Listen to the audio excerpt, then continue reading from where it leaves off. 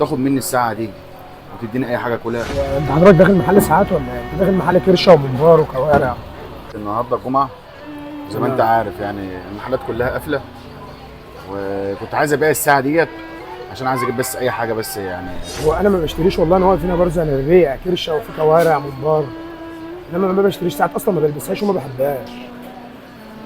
انا الفكره بس النهارده، عارف النهارده لو كان يوم تاني كنت رحت بعتها وكنت جيت اشتريت من عندك. الدنيا معايا مش احسن حاجه، فكنت عايز ابيعها بس عشان اجيب اي حاجه اكلها بس. انا عايز محتاج من عندك اكل، بس مش معايا فلوس. شوف يا عم اللي انت عايزه خده، ما تشغلش دماغك، عادي اللي فيها اللي ما بتغرقش. بس انا مش معايا فلوس. عادي يا عم اللي انت عايزه خده.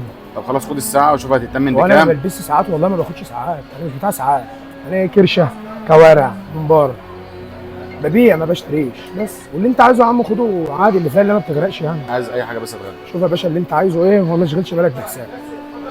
شوف عايز انت اي عايز حاجه، ايه وانا اعمله.